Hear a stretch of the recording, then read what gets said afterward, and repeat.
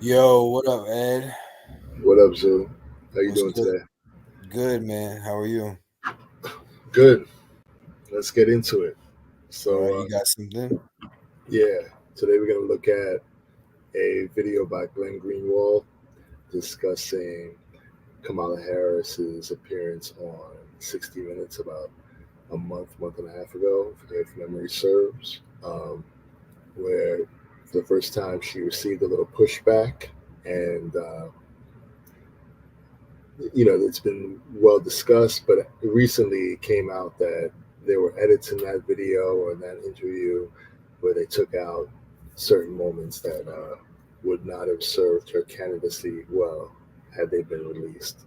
So let's hear what Glenn Greenwald has to say about it, and then we'll give our thoughts. Okay. There was a incident last week involving 60 Minutes where they asked her a very specific question. And the answer that she gave, which they published online as kind of a teaser or an ad to get people to watch, was one where they asked her a very specific question. And her answer was exactly like the ones we just showed you, just babbling, nonsensical, as David Axelrod called it, word salad. And then when Now, the pause for a second. actual interview aired, I think it has to be said that Glenn Greenwald is not uh, a conservative pundit or reporter. He's a liberal.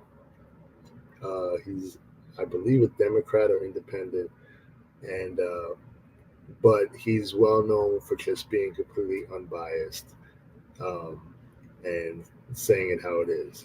So he doesn't really serve one side over the other, even though his rhetoric sometimes appears that way. So he's talking about Kamala Harris, and he's saying based on the information presented, that he's presenting, he's basically giving his uh, his his take on it, for better or worse. And since it's on Rumble, it's not um This is actually on YouTube, okay. but Is it his full, sponsored? yeah. But the thing is, he has a Rumble.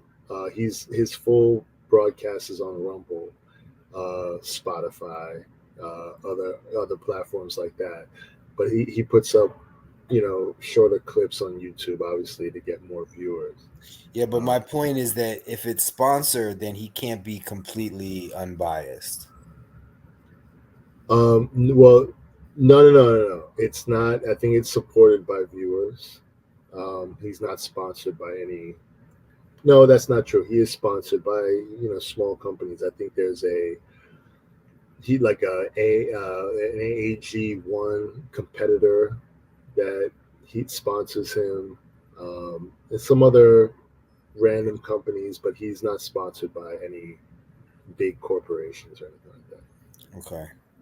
I mean, healthcare, Nothing like it's that. a, No, he's not sponsored by anything like but you said AG1 competitor. Anyway, let's see what he says that. That's first. not healthcare though. Yeah, I guess you're right. Okay. All right, let's see. on 60 Minutes, that answer was gone. And in its place was something slightly more coherent. Again, feeding not only the widespread valid perception that these media outlets are doing everything possible to help Kamala Harris get elected, but also that she's just incapable of saying what she believes.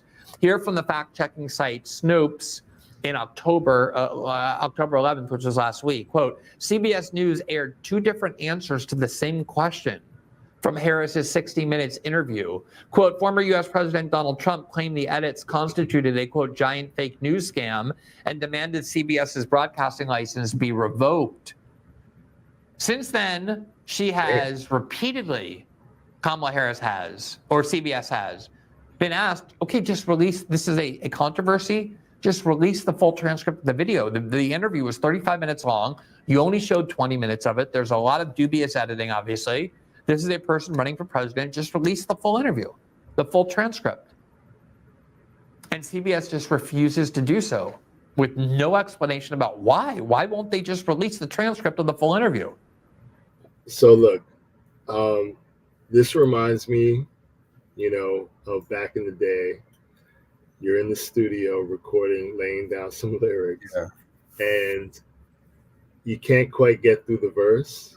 So you stop, you spit one line, you stop, you overlay another line, you're segmenting these pieces in to make it sound more coherent when you can't really keep that flow going for the whole, and so I'm assuming that they had to go back and re-record, or I mean, we're gonna find out, I guess. No, I think it's just edited, They just it's edited. not a controversy. Like, it's just edited. I think the fact that someone found out that it was edited is reaching into the fact that maybe she said something. Wait, but they said that they gave two different. Yeah, I didn't understand that. Really. Right? So how could you do that? Let's see, because I hope he plays both versions of the answer, because I want to hear how diabolical this is. Yeah. Okay. Here was the before question, the one that CBS touted, and then the one that they decided to replace it with once it got very negative feedback. But it seems that Prime Minister Netanyahu is not listening. Well, Bill, the work that we have done has resulted in a number of movements in that region by Israel that were very much prompted by or a result of many things, including our advocacy for what needs to happen in the region. But it seems that Prime Minister Netanyahu... That made no sense. That answer was complete garbage. Like, what did she say? She said nothing. She said nothing. Nothing at all, right? Absolutely. Our moves were... She tried to use a lot of words to confuse you into thinking she was saying something. Yo. Instead of just saying, I don't know, I'm not answering, or taking a pause and thinking, or saying, next question, please. Well, she can't do that, but my handlers will not allow me to answer this question. It's like AI, right? It's like, sorry, I can't comment on that. This is not politically correct. All right, let's hear the edited answer. Who's not? Okay, so that was the one that they touted, and obviously the reaction was exactly what you would think it would be, which is, what is she even talking about there? There are actions that were the result of our attempt to encourage certain things that, absent our encouragement, would, like, what did you get Israel to refrain from doing that they would otherwise have done? And what did you do to stop that? It was just a complete ambiguous, empty answer that it was totally void of any information. Because I think that's the problem, is that she doesn't really have any information. Like, every time she gives an answer, it's either super rehearsed, the talking points, or she goes back to when she was an attorney general and it tries to connect the dots. I've seen her answer different questions the same way. When I was an attorney general, I used to do this, whether it's about immigration, prices of groceries for price gouging, crime, international crime. She always goes back to when I was an attorney general. And it's like, that has nothing to do with the future. Like, I think you're right. I think I've given her more credit, where I'm thinking like, she's being super political and trying to weave out of, the question by giving a bullshit ass question. Right, and she's attempting that, but it's like the difference for different reasons. Like, she knows what the truth is, but doesn't want to reveal it. Versus she doesn't even know and is just trying to act like fake it so she makes it happen. Right. Yeah, it could be either of those, but either way, she's clearly not meant to be like a public facing politician, because it's like almost like you brought up the example of music, like Lil Wayne or Jay-Z go in the studio, they don't write anything down, they drop one take and the song is done. Whereas, there are people who need 10, 20 takes, layer it up 4 times so that it sounds thicker, you know, it's the same thing. Like there are people who, and it's not to say that those people who are better politicians are necessarily better people or have better policies. They're Right. just better politicians, meaning that they know Right. how to bullshit better, you know? Yeah. Because I think you're right. I think she knows the truth, but she's not quick enough to make it sound um, approachable. You see what I mean? Like make Yeah. it Yeah. sound like, take the truth and quickly flip it into something that's, He- yeah. digestible, basically. He's trying to pander to her base and not say anything that's gonna put her at odds with the pro-Israel group, Right. while not saying anything that's going to, you know, you know, So the truth is here. What she needs to say to kind of dodge that bullet is here, and she just can't like. Yeah. But I think you made a really good point in the sense that there's two options. Either she knows the truth and is not good at communicating it in a Yeah, way that's acceptable, or she just doesn't know. yeah, Like yeah. we don't know. It Or, could or there could be other possibilities as well. Or she hasn't been fed the appropriate answer by her handlers, right. and just is not prepared to talk about it. So she might not have any faith in her own ability to answer Right. questions off the Or cuff. her own knowledge about the subject. Right, right. Or she has to have some knowledge about the subject. She has to have some opinion about the subject. But no, But I think that's the point is that in all of these interviews, she's not having any opinion. Like people were no, no, kept saying, no. She's what's your not different? revealing any opinion. She's No, not but revealing a stance on these things. She has to have one, at least enough information to formulate one, because she's the fucking vice president. There's no way. If this woman has no take on any of these issues, I think it's more like, all right, I don't. My take hasn't been tested. vetted, Has yeah. you know, and I don't know if it's palatable or if And it's going to serve cleaned me up. Yeah. politically. So instead of revealing what I think about it, honestly, I have to reveal a prefabricated, a curated answer, and I don't have a curated answer for this. So you know, and it also could just be her inability to relay that curated answer, because this is about Israel. She has to have some kind of curated answer. This is a huge issue Yeah. in this election, or at least it was. Yeah. Less so No, now. it is. It definitely is. Right. So she has to have rehearsed an answer to this topic and to have a stance that is politically self-serving, and it appeases, her financial interests with pro-Israel groups and her political interests with, pro, I don't want to say pro-Palestine, but anti-war, you Yeah. know, anti-bombing, women and children, like that group, and she has to have an answer that kind of swerves in between. I But mean, you just can't spit it out. yes, what you're saying would be true if she gets the kind of credit that is deserving of what you're saying, meaning Yeah. that she has a stance and isn't communicating it correctly. But there could also be a more pessimistic view, which is that this lady is just not involved in these issues, so she doesn't know and can't remember all the talking points. I can't You even know, believe that. There's no way that if that's true, then I just don't feel like you would get this far. I Like, don't know. I don't know because remember identity politics we were talking about, yeah, like Biden chose her because she was a woman of color. yeah, The but there has to be more Democratic, to it than that. It can't just be that. I mean, I she's don't know. also I think it's a lot of that. And I think the Democrat National Convention, the Democrat Party, whatever, probably I'm sure that was a big part of it. Like what's the most opposite we can get from Donald Trump that's palatable? I don't know. I mean, there's optimistic and pessimistic ways of looking at it. Either way, she fucked up the answer, and all right. Let's see the edited answer. yeah, okay.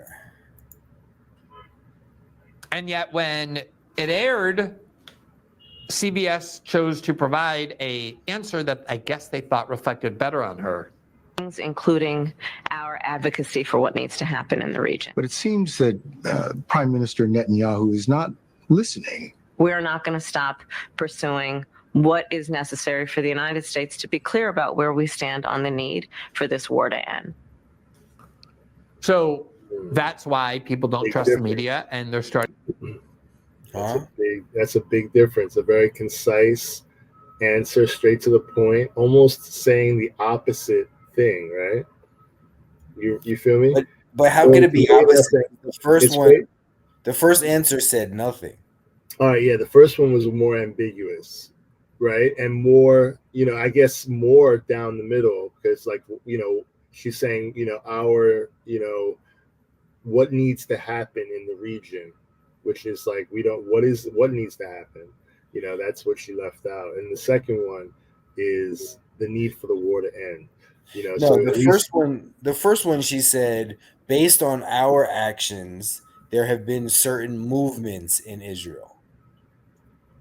Right. That's what she said, which means what?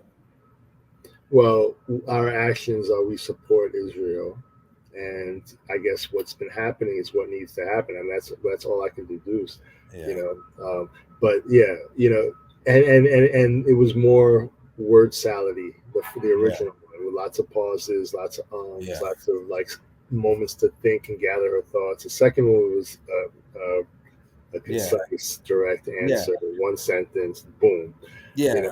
But I also don't think there's necessarily anything wrong with this. Like, yes, she's not as oratory.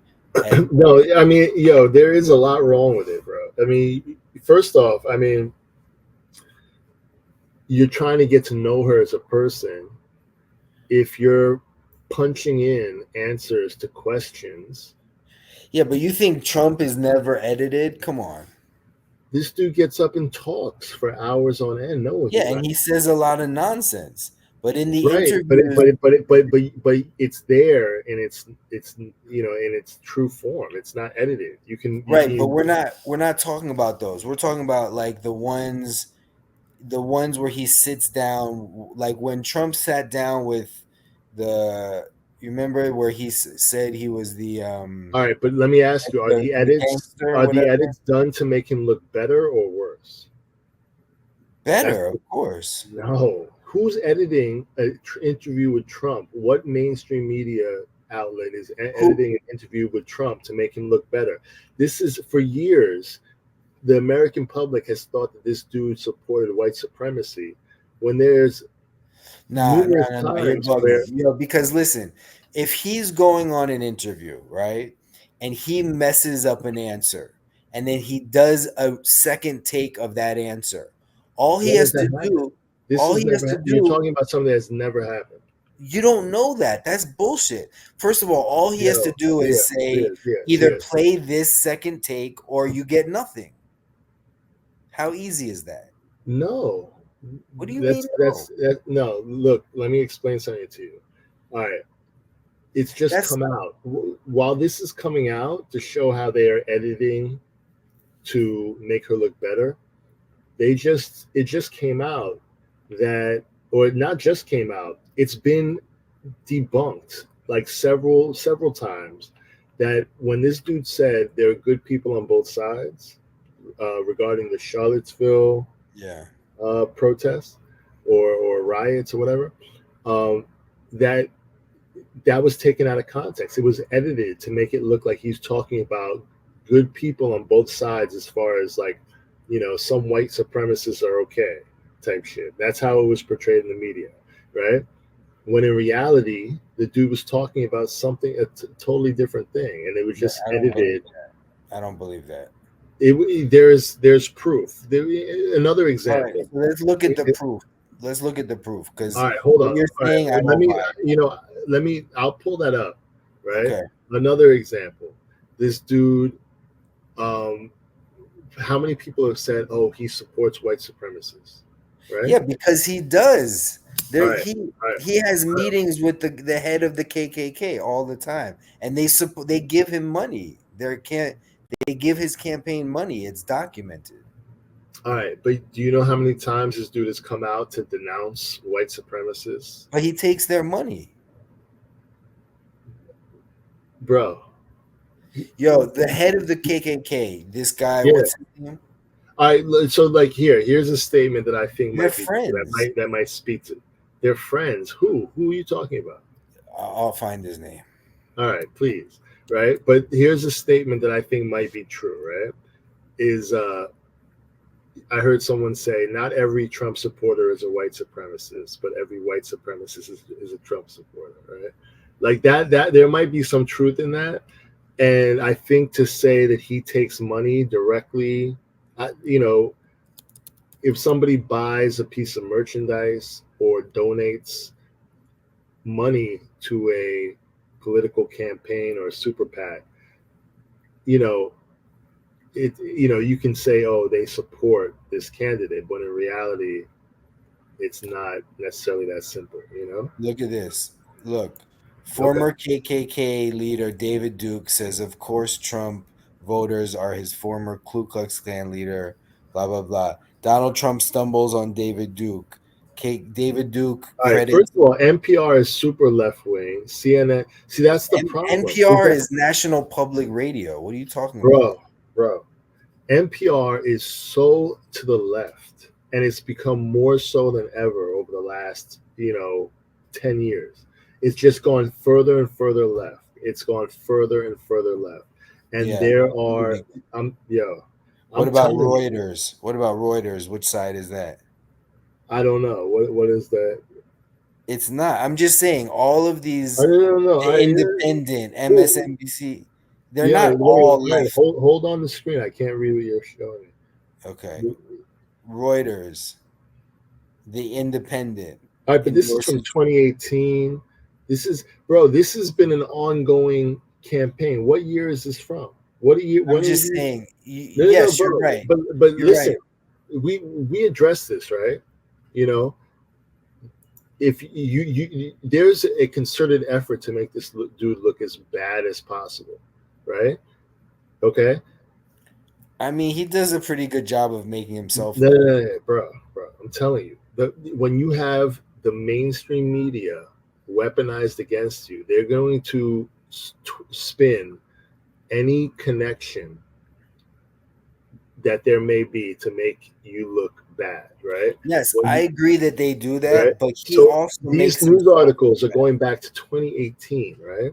Going back to, this is the lead up to the 2020 election. These are the news articles that got Biden in office, right? Because this was the motive, the MO of the mainstream news, and this is why people don't really fuck with the mainstream media, because they this dude is breaking down. They take content and they package it up to serve an agenda, and these news outlets have a vested interest in doing the bidding of the establishment. I agree with that. But at the same time, that doesn't make the other side not true, meaning that he does put his foot in his mouth a lot. And he gives, I agree with what you're saying. They twist his words sometimes and put a spin on what he's saying, but not everything is out of context. The thing about Charlottesville, I don't think that's out of context. He also claimed that the January 6th was out of context. He said that he told people to march peacefully. He didn't. He said by any means we're going to take the whatever. So anyway, we could debate that when we have actual proof, but we're getting off the subject. Back to the subject of just simple editing. So if he goes on an interview, a video, televised interview, not a rally, right? Mm-hmm. He goes on a televised interview and he does a bad answer. All he has to do is say, I don't like that answer. Let me do it again. And if you run the first one. But you're saying it's based on what? On like hypothetically he could? No, it's obvious. Think about it in your example of a studio, right? If a rapper goes in. Bro. Hold on. Listen, let me just finish. If a rapper goes in and fucks up a line, The engineer is not going to say, "Yep, that's what we're taking," and you have no choice. He Yo, is the talent. nah, you're just you're going hypothetically, like this could happen, But so are you. but bro, no. All right, let me give you one example, right? Okay, Okay. let me share my screen real quick. Hold on, I'm gonna pull something. Hold on, you can edit that out. I'm gonna pull something up real quick. Okay, this is just a quick video that debunks the narrative that Trump basically supports white supremacy. Okay, This but is a before we do that, let's finish before the debate. So you think, let me just be clear on what you're saying. You yeah, think that Kamala has editing power on her televised interviews, but Trump does not? yeah, Come on, man. You can't yeah, really be serious. yeah. Nah, that's ridiculous. No, That's yeah, 100%. ridiculous. I think That's some Trump might conspiracy. be. No, That's no, some no, no, bro. conspiracy shit right First there. off, I don't think. Yeah, 100%. I 100% believe that, and I think that if there's editing going on in a Trump interview, it's solely to clip out, to Nah, decontextualize what he's saying and make him no look way. We bro. totally disagree. All right, I think it's. I hear you. I hear where you're coming from. It's like, for instance, the debate, right? Biden agreed to do a debate with Trump, right? The debate that wound up Yeah, ending his candidacy. All right, hear yeah, me out. In order for him to agree to do it, he's the one that laid out the terms. There was going to be this amount of time to respond. Your mic is going to be dead because the previous debate leading up to the 2020 election, uh, Trump basically bullied him, you know what I mean, and spoke over him. And that was Trump's tactic, is just kind of like shit talking you, yeah. cutting you off, all this shit, right? So they created a dynamic where Trump's mic was going to be muted while Biden was talking. It was going to be CNN. There was going to be no audience viewing. It's going to be, so all the things that Trump feeds off of, having a live audience, who's going to respond live with cackles and laughs when Trump drops a one-liner on Biden, or has a quip or whatever. All these things that work in Trump's favor, they removed that from the format of the debate. It ended up working against Biden, right? But it just goes to show that Biden, that camp had the ability to set the terms, right? Okay. The Okay. media is, unless you're talking about Fox News, and there was a Fox News interview, right, with Kamala, and that's the only damning interview that's come out with her, right? At all, because they're obviously going to stick to their format, and they're a right-wing news source, and they obviously are not going to play like, yeah, we'll edit out that answer and put in a substitute answer or whatever. They're going to air it as is, no edits, and just leave it alone, right? Which is why during that interview they got a hard stop from Kamala's team at like the 19-minute mark. It wasn't from Kamala's team. It was from him. You talking about Brett Baer? He was getting No, he got a hard stop from from Kamala's them. people. That's what he said. He said, "Yeah, I'm getting a hard stop because her people I behind didn't. the camera were I talking don't. about I something else." don't know that. I don't think that's true. I mean, that may be true, but it also could be from his people. No, it's not. How do I you mean, know that? one, because he said it, right? I don't think he Okay. did. I don't think he did, because the way I heard it was that it was time to wrap. They had that much time. All right. That's the way I heard it. Okay. All right. Yeah, no, I disagree. But, I heard it different. And Yeah. from watching, either way, You're not going to get me to agree on this that one side is edited and the other side has no editing power. There's no way. I mean, yes, if he goes on Truth Social You and know does what? an interview, Listen, no. The fuck True Social. The whole news industry, right? The whole political establishment is against Trump getting in office because he is not a controlled entity, right? This is a rigged game. This is how the 2020 election was rigged, by exactly what I'm talking about. It's not that they're going in there and they're ripping up ballots or they're putting in ballots of dead people. I don't believe that. But I do believe that opinions are swayed, you know, in an Orwellian fashion by the media. I agree with that. I That agree the with that. media is a key, pillar of the power structure in any government, any totalitarian government. The first thing you need if you go back to, Marxist, I agree with what communist you're saying. Russia, the first thing they do is take control of the media. You know what I mean? 100%. So, to think that that's not going on here. I mean, there's enough evidence.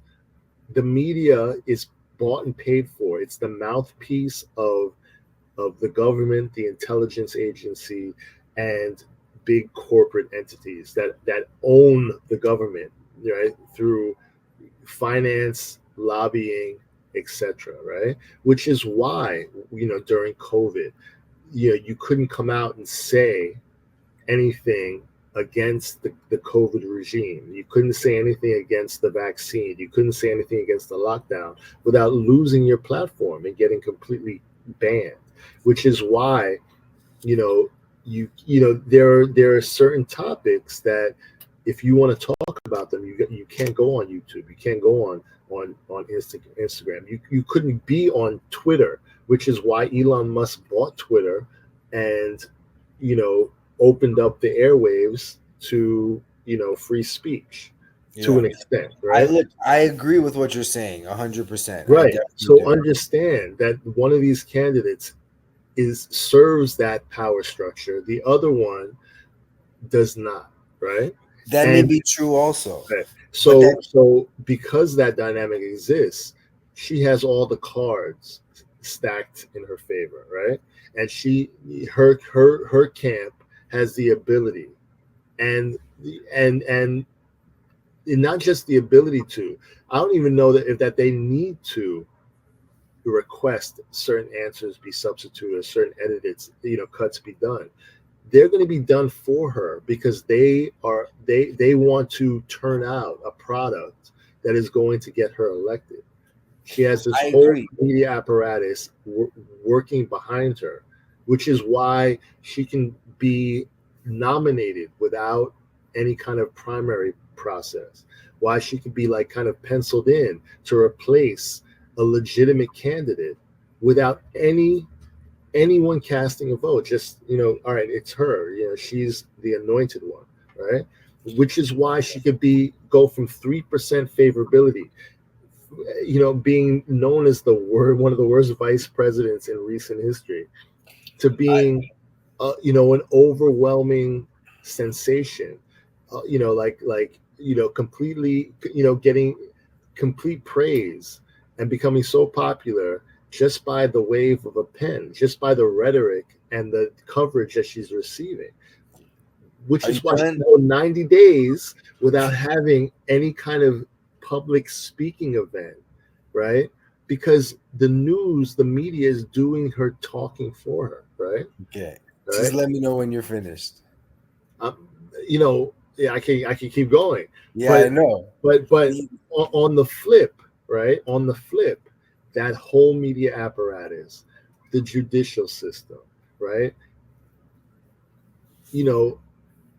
Is being weaponized against her opponent, which is and this is what is driving so many people to fuck with Trump. They don't like him, but the enemy of my enemy is my friend at some point. So it's like, if this power structure that is moving us in a direction that I'm not in favor of, if they're so against this dude stepping into power. And damn, when he was in power, things weren't so fucking bad. Even though they told us it was going to be the end of the world, it's going to be nuclear war, it's going to be the end of democracy. Damn, shit seemed to be kind of flowing kind of great. Like, no wars, good economy.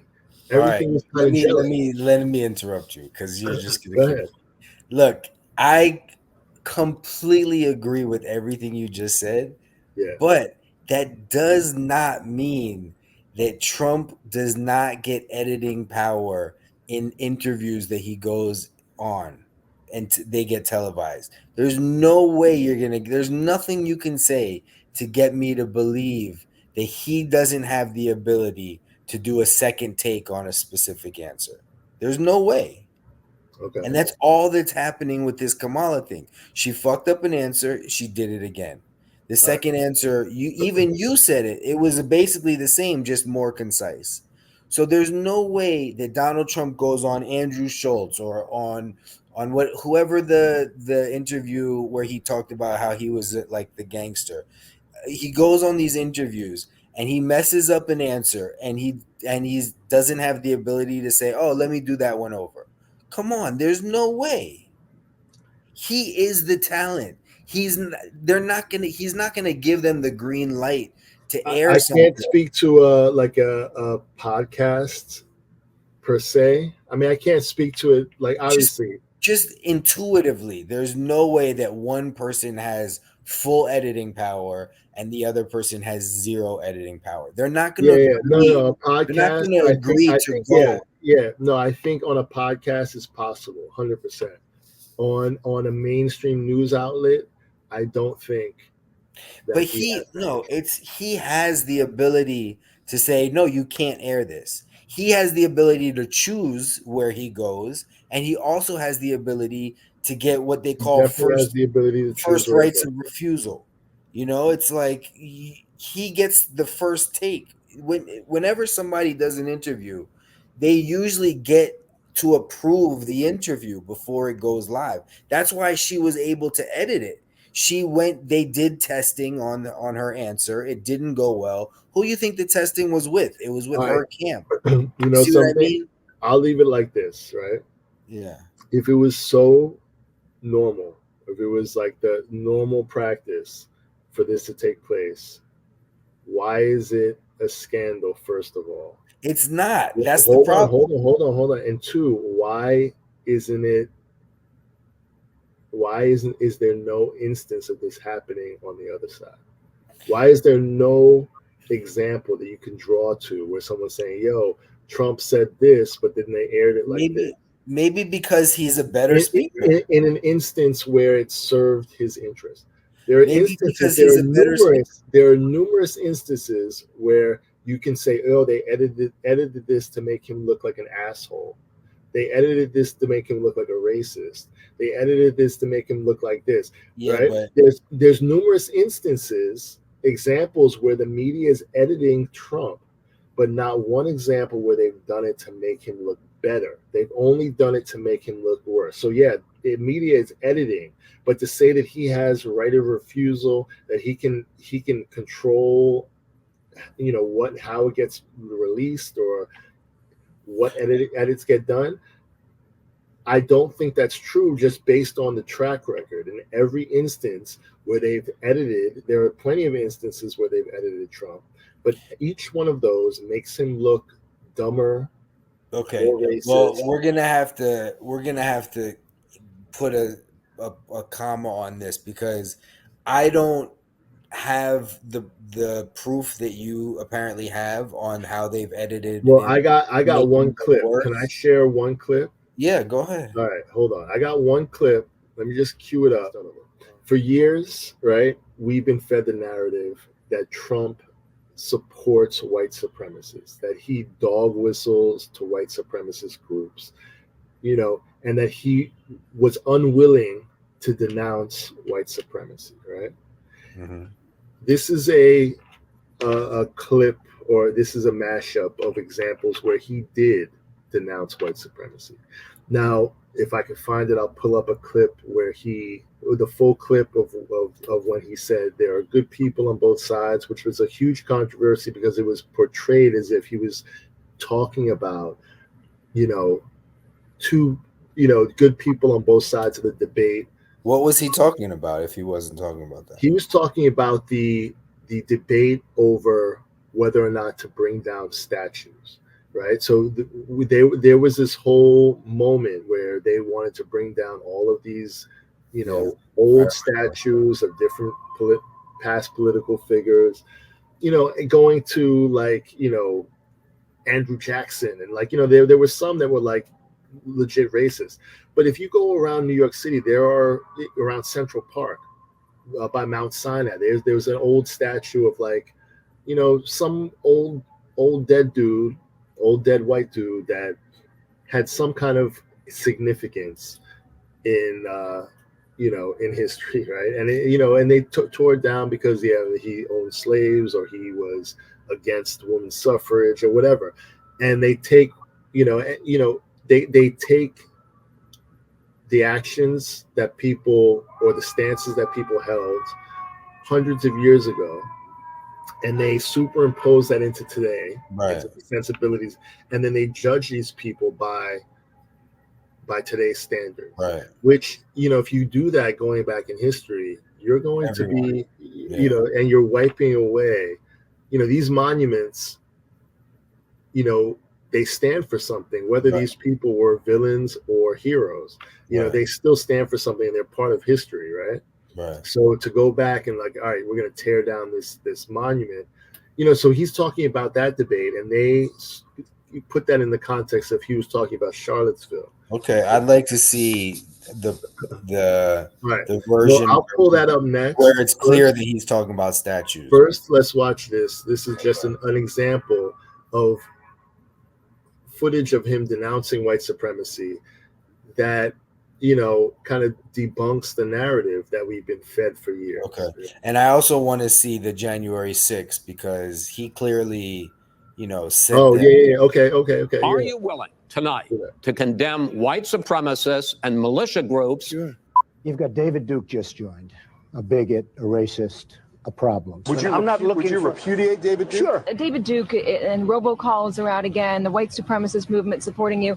Do you have any words for that? Well, I disavow. David Duke endorsed me? Okay. All right. I disavow. Okay. When we looked at it and looked at the question, I disavowed David Duke. So I've disavowed David Duke all weekend long on Facebook, on Twitter, and obviously it's never enough. Trump's refusal to condemn, distance himself from white supremacists. The Anti-Defamation League is already out there asking the president to clarify why he didn't condemn white supremacists. So are you prepared right now to make a clear and unequivocal statement renouncing the support of all white supremacists? Of course I am. Of course I am. When Chris joined, we had a news conference, and they asked me the exact same question. I said, I disavow. I disavowed then. I disavowed today on ABC with George Stephanopoulos. I disavowed again. David Duke is a bad person who I disavowed on numerous occasions over the years. I'm willing to do anything. I want to see peace. Then do it, sir. Say it. Do it. Say it. I totally disavow the Ku Klux Klan. I totally disavow David Duke. Ultimately, he got to the Ku Klux Klan, which obviously I'm going to disavow. I've rejected David Duke. I've rejected the KKK, the Ku Klux Klan. David Duke is saying to his supporters and followers, vote for Donald Trump. White supremacists are saying, vote. Do you want those votes? No, I don't want them, and I don't want him to say it. And you want the supporters? No, I don't want anything. What do you think of white supremacists, by the way? I don't like any group of hate. David Duke announced his Senate candidacy, claiming your agenda. Are you ready before you ask the question? Newt Gingrich said every Republican should repudiate this guy no matter what it takes. And I do. Rebuked. Is that okay? Rebuked. Rebuked. Done. Just to clear it up this morning, can you, naming it, make a declarative statement that you denounce, that the president denounces? Racism is evil, and those who cause violence in its name are criminals and thugs, including the KKK, neo-Nazis, white supremacists. Do you want white supremacists to vote for you? No, I don't at all. Not at all. His campaign is denouncing a show of support. Now, how tiresome does this get, right? Yeah. Because all these instances, they're aired when they happen, but it's still not enough to stop the narrative that this dude is a racist and supports white supremacists. You know, I mean, like this is like a supercut. This is like a 4-minute long video of him just denouncing. Yeah, but he's also a pathological liar. Bro, listen, can I say something? Yo, before this dude ever tried to run for president, this dude had no problem with black folk, right? What are you talking about? Yo, what are you talking about? Bro, let me. You're kidding bring up me the right Central now. Park 5, right? Central Park 5, it goes back before the Central Park 5, all right. after Can I the tell Central you, Park 5. we were in New York when that happened, right? Yeah. Okay. These kids at the time, they're probably our age or older, right? Now. But these dudes, they confessed to it, right? Everybody, black, white, Latino, Asian, everyone in New York City believed that they did it. Everyone was outraged at what happened to this woman, right? There was nobody at the time talking about, but you know, at the time, if you think back and remember, everybody thought that they did it. It was years later that it came out that they didn't do it. So this dude bought an ad calling for the death penalty or whatever. Right. All right. You know, because the dude, like everybody else in the city, was completely outraged that this could happen to a woman running in the park at night, right? And it was like a brutal ass rape, whoever did it, right? I guess the person that did it was eventually caught and they were exonerated based on that. But everyone at the time believed it. So to go back and say, oh, well, you know, that applies to everybody. You know, not everyone like, you know, took out ads, but everyone was like, yo, this shit is heinous. You know what I mean? This shit happened down the block from where I'm sitting right now. This, you know, like less than a kilometer away, you know, literally, like, you know, I could walk to where this took place in 10 minutes. You know, it's right over here in Central Park. You know what I mean? I remember very well what was going on at the time. And when he took out that ad, there was nobody sitting around talking about, oh, this dude's a racist. How could he take out that ad? At the time, nobody thought twice. Everyone might have been like, oh, the death penalty, we don't do death penalty. Like, yeah, I'm against the death penalty. But at the time, there was nobody sitting here like, oh, Trump, you racist for. It was like, yo, that was the consensus. Like, yo, they caught the dudes that did it. It was emblematic of the type of crime that was going on in the city at the time. And it was just a case of like an extreme case of like kind of like the crime that was running rampant all over the city at the time, you know? So now we're looking back and we're like, oh, he's a racist because he did this. No, this dude was on Wu-Tang albums, in rap videos.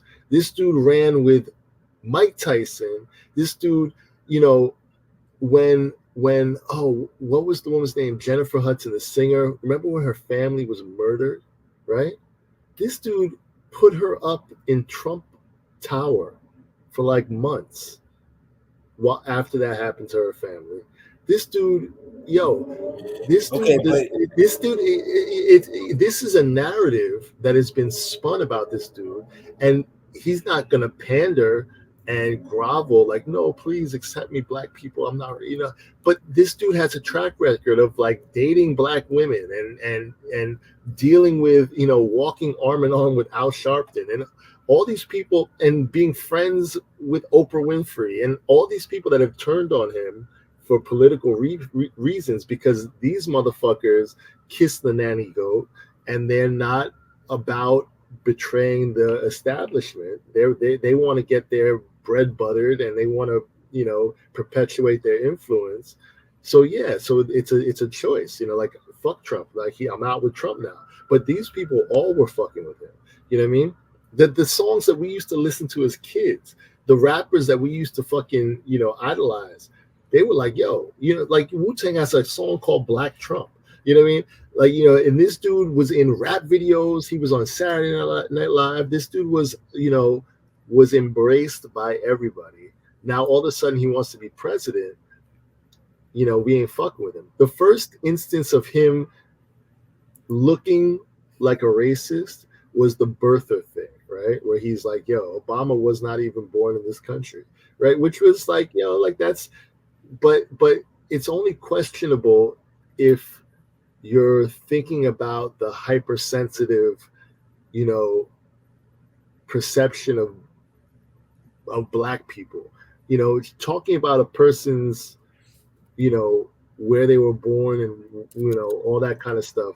If he was talking about Arnold Schwarzenegger, nobody would be thinking twice. It's the same kind of like, it's how it's contextualized and how it's delivered, And at that point, he had already been talking about running for president, and he already had aspirations, and it was already like, yo, fuck this dude, we ain't having that, So do I need to play the rest of this clip, or we get the idea? No, we get the point. I look. There is documented examples of him saying, maybe not pure racist things, but there's definitely a lot of examples of him lying and saying what he needs to say to get what he wants. Okay, but him denouncing David Duke doesn't mean he doesn't take their money and accept their votes. Now, if you how do you not accept the votes of American citizens? No, that's what I'm saying. Or just because he says he doesn't want their votes doesn't mean he doesn't truly want their votes. Like, he's a pathological liar. He's a criminal, and he knows what to say to get what he wants.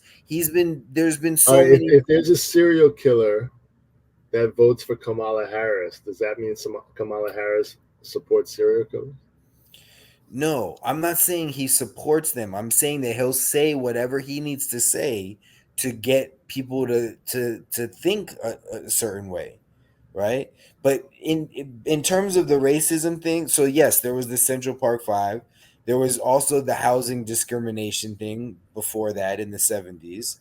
There was comments in 1990 about Black employees. You said the birther thing. There was all this stuff about Mexican immigrants. Then there was the Charlottesville thing that you said is more about the statues, which I want to see. Remember, he said shithole countries, all these things. A lot of his tweets were racist and just being a bigot.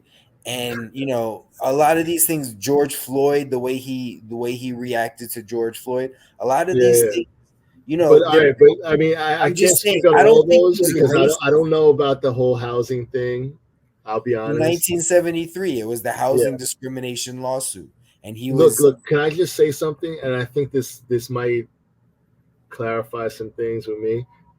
Yeah, I think that being candid without considering the color of a person or a group of people's skin is not always racist.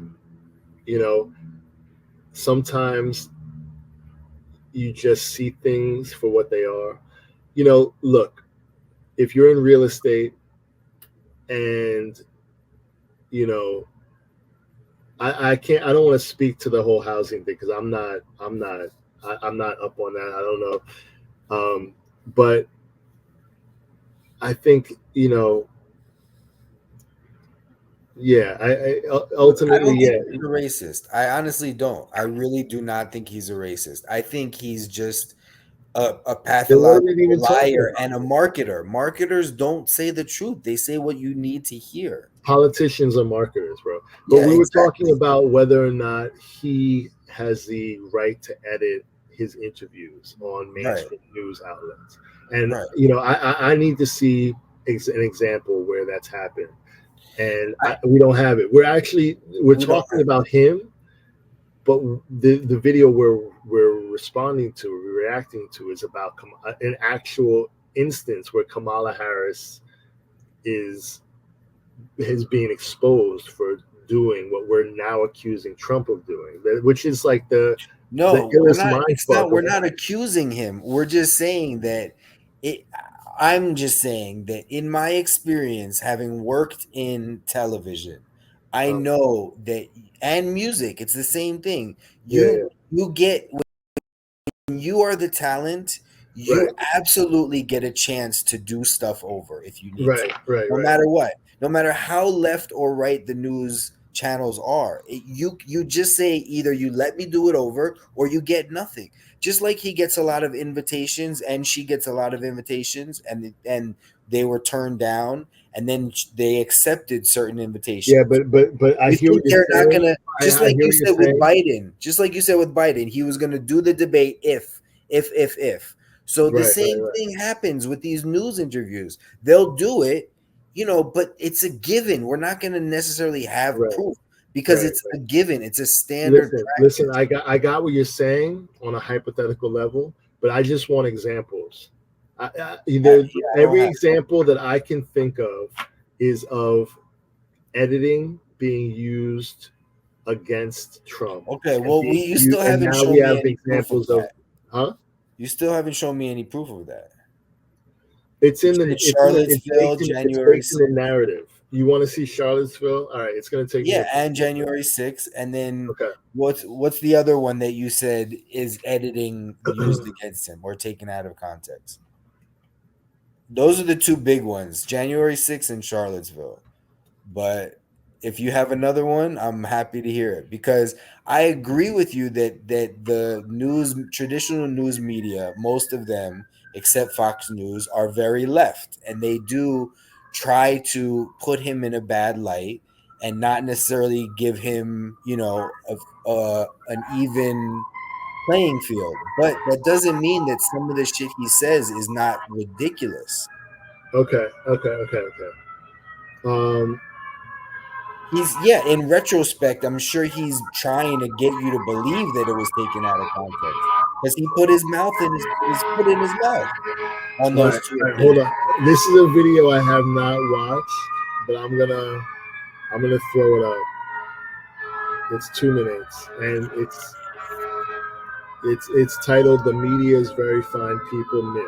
Okay. And I just want to remind you Yeah. too that I'm not necessarily one to believe movies, but having watched the Trump movie, I truly believe that everything he learned, all the tactics he learned, were from this dirty lawyer who taught him everything he knows, which is basically do anything you need to do to win, whether it's lie, cheat, steal, extort, anything.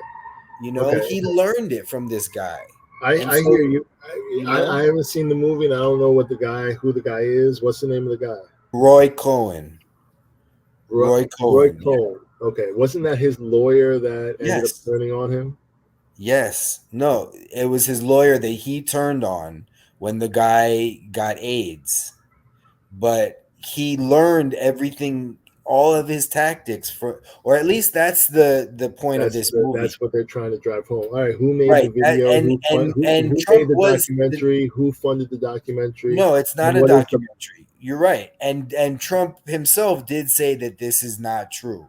So I don't want to claim that it's true. All right. So this is all just conjecture. I hear you. I hear what you're saying. There is endless anti-Trump videos. That's and true. But if you look at the timeline, it's so easy to be anti-Trump. Because but the thing is that the reason why this movie is believable is because when you look at the timeline, Trump hired him to do this anti-defamation, this racial discrimination real estate case. He hired him to do it. Roy Cohn is documented as a criminal. He did what Puffy is getting in trouble for. He kept tapes of everyone, senators, city council members, at parties in his house, and then used them against him. When Trump built, then he must have stuff. Then he must have stuff on Trump too, right? I don't know. He's dead now. But when Trump wanted to build his first tower on 34th Street, this is all according to this movie that you saw. Okay.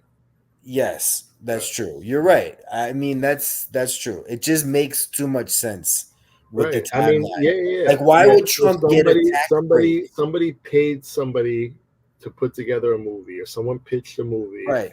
I got agree. funded You're right.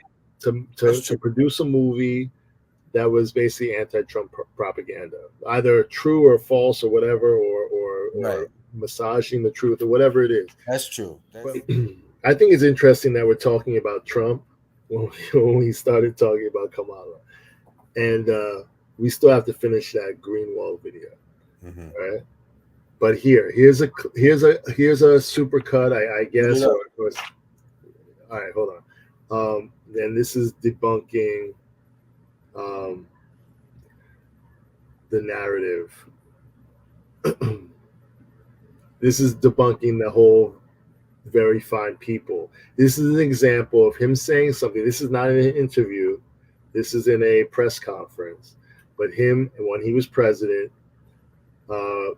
this being used out of context to make him look racist and in support of white supremacist groups. Okay. Can you see it on the screen? Yeah, I see it. All right, I'm pressing play.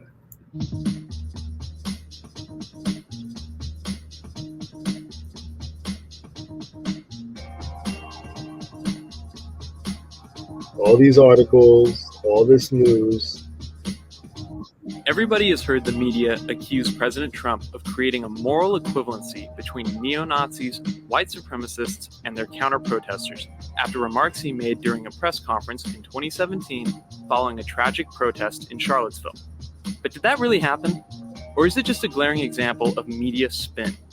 Here's the line that the media has cited for years. But you also had people that were very fine people on both sides. It certainly sounds bad when that's all you know about the president's remarks. But the press conference transcript tells a completely different story.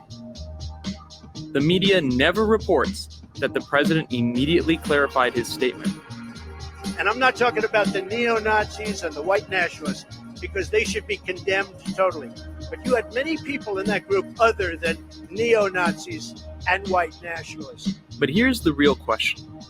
Why did he need to clarify at all? President Trump said several times prior to the oft-reported statement that he condemned neo-Nazis, white supremacists, as well as the violent alt-left protesters. When he said that there were good people on both sides, he clearly meant those who were for the removal of the statue and those who were against it. Now, they will never. But there's no proof of that. You have to watch the whole speech unedited to see it in context. That's the thing. Most people don't want to. We don't want to do it because it's a long. But in this video, he showed the transcript, and in the transcript excerpt that he showed, he was talking about the Charlottesville, not about the statues. All right, let's go back. Yeah. Right here? Yeah. All right. Mr. President, are you putting... No. Go back a little more. Okay. Yeah, this part. Yeah, okay. Right there. So look, you had here. You had people, and I'm not talking about the neo-Nazis and the white nationalists. They should be condemned totally.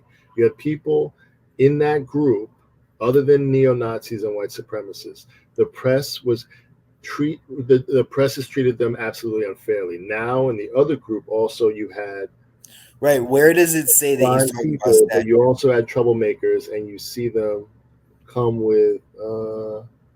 Oh, you're right. Because look, if you go up to the previous paragraph, it's about statues. Right. Okay.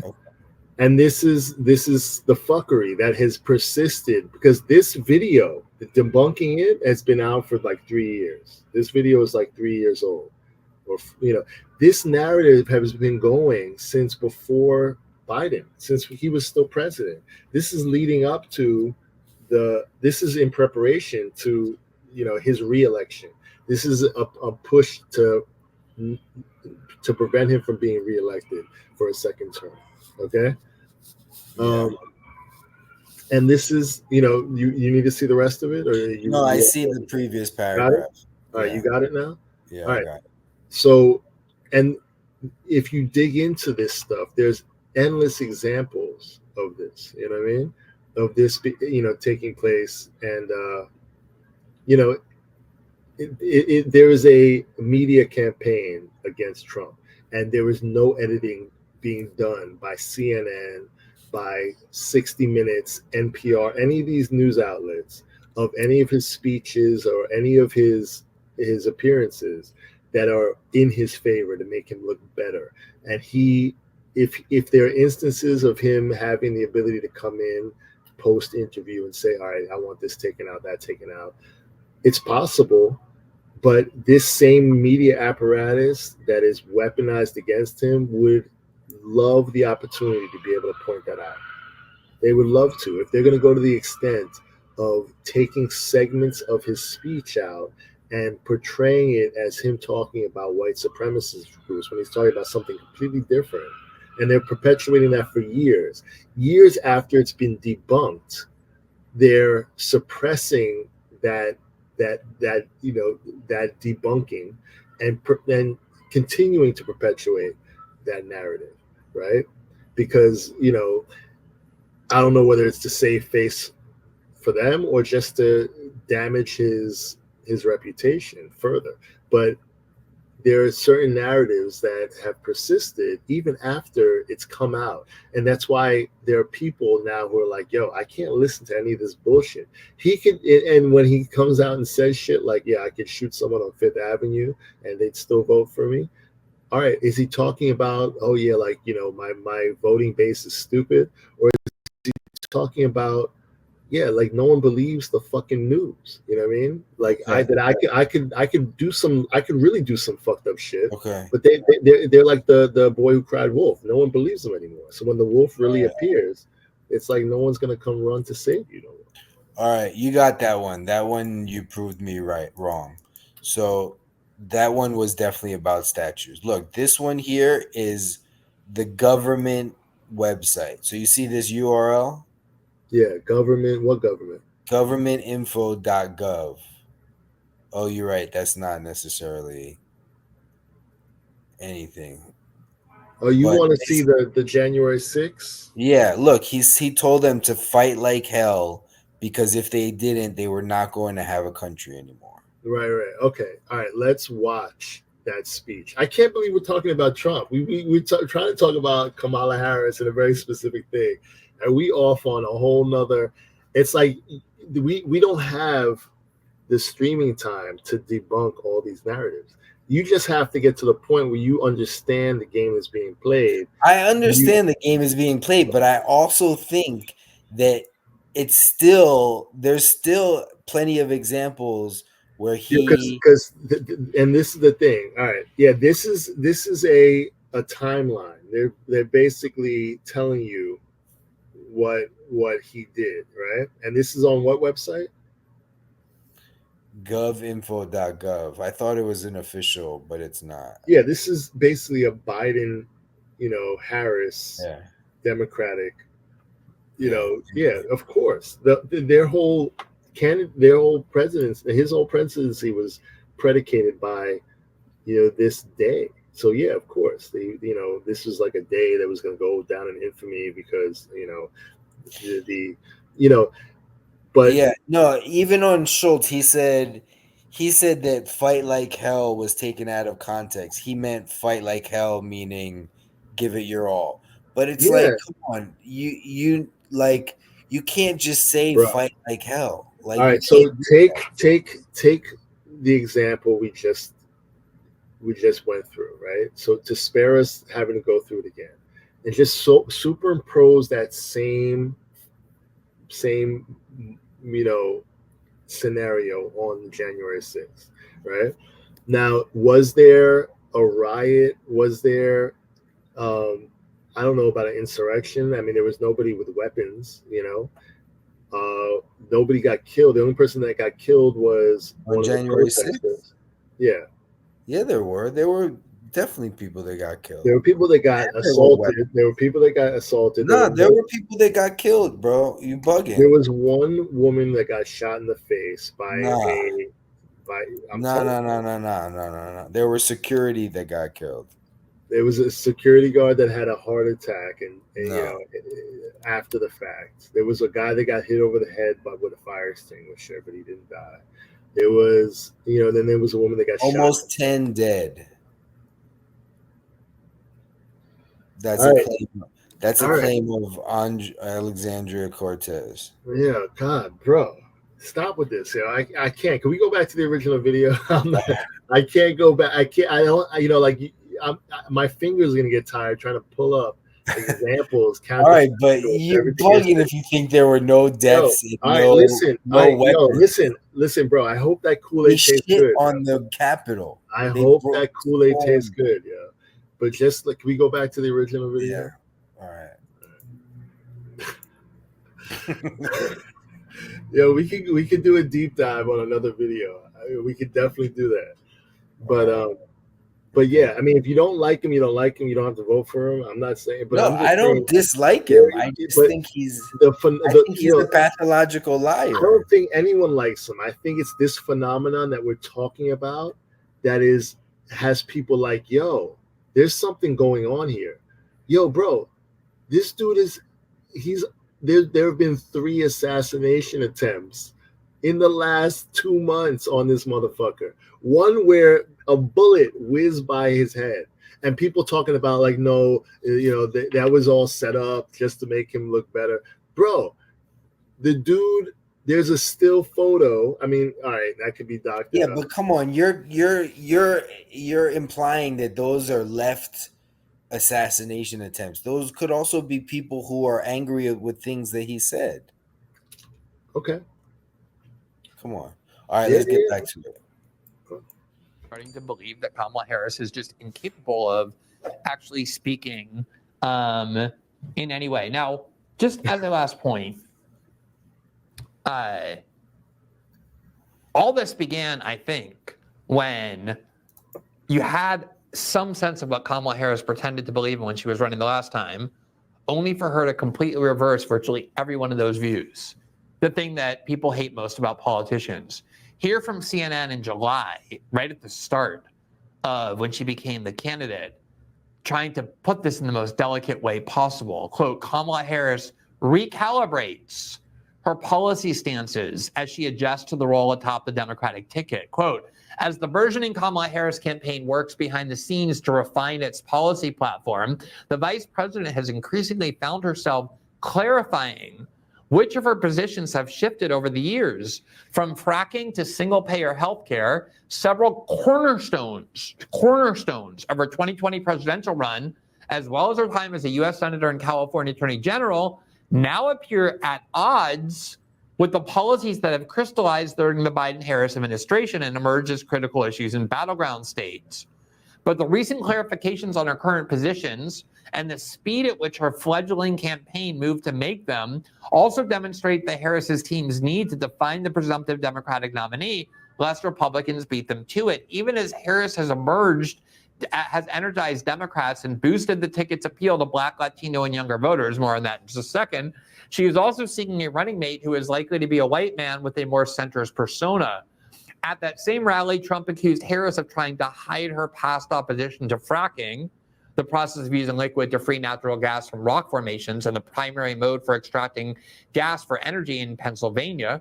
A Harris campaign official said Monday she no longer supports a fracking ban. Harris's campaign also confirmed this week that the vice president no longer supports a single-payer healthcare system.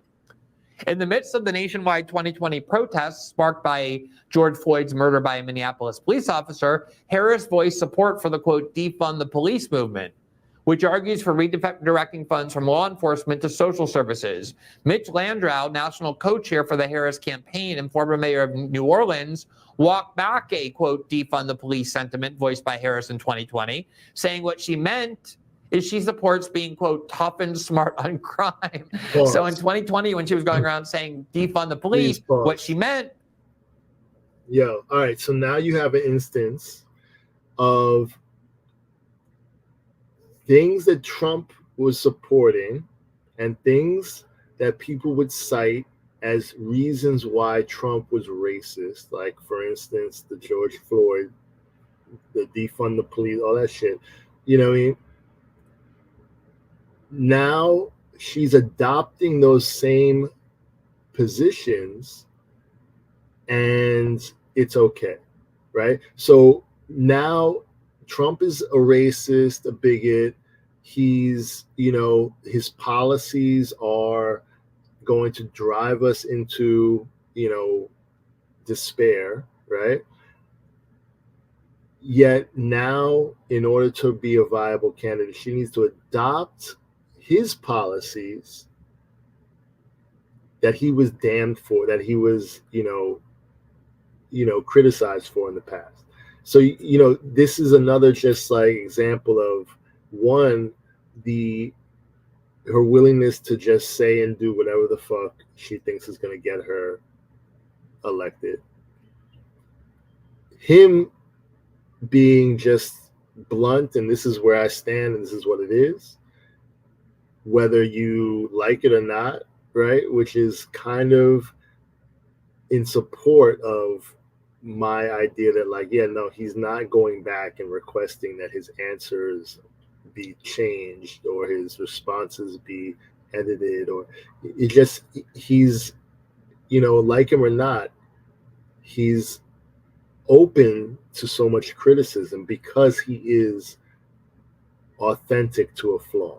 He will get up and talk for 3 hours on a podcast or in an interview and be okay with whatever comes out of his mouth just being what it is, And people are used to that PC curated, canned response that is going to pander to whatever special interests, or is going to thread the needle between those interests and not offend anybody, versus so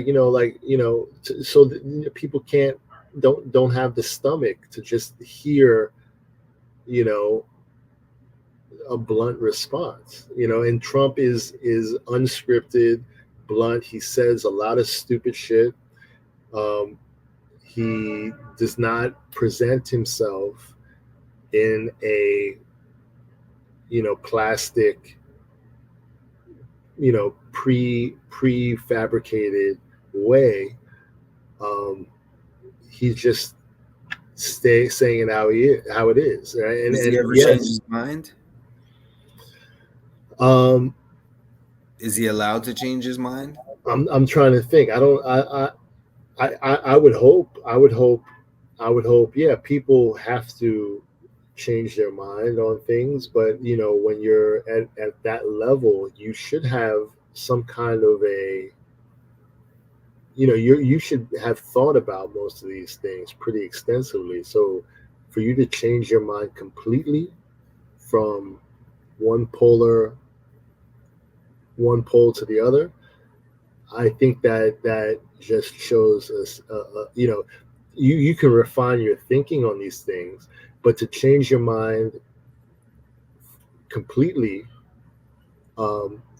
there has to be some kind of explanation for that at this stage of the game. If you're a presidential candidate, if you're like a college student, yeah, you can. I'm sure Harris has explanations too for fracking. Even if you look at what's on the screen right now, yeah, if you read it, it says that exactly what you're saying is happening with Trump is exactly what happened with her.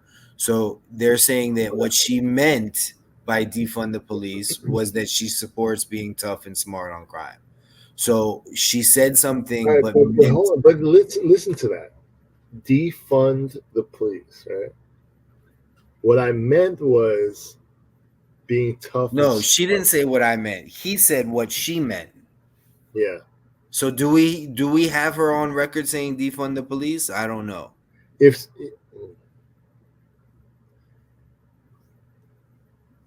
I mean, do a Google search, bro. I don't know. I mean, no, if you want to take the time to look it up. I'm just saying you're claiming Trump is this persecuted person, and that Harris is, I don't know, is just going with the wind. But I mean, you're. It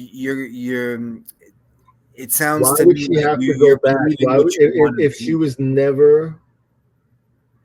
she never supported the defund the police movement, right? Why would she have to come back and clarify? She didn't. Someone else did it. But her yeah, I campaign. mean, either way, it's kind of pointless because people, have the right to change their mind, and they have a reason to change their mind. Otherwise, their mind wouldn't be changed. People say things that get taken out of context on both sides, just like televised interviews, in my opinion, get edited on both sides.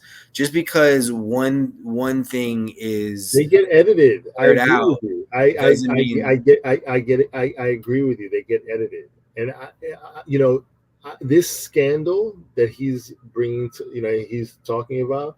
I don't think it's the Harris campaign. I think it's more a blight on 60 Minutes, the news outlet. But wait, you think this is a scandal? Her being edited to be more concise? That's a scandal? Come on. Yeah, because you're taking the whole point of her going on interviews, right? No, it's the difference between an interview and a speech. An interview is intended to be edited. A speech is not. That's why speeches are rehearsed and edits and interviews are interviews, because usually in interviews you get the questions ahead of time, especially at So this you're level. saying this is just a non-story?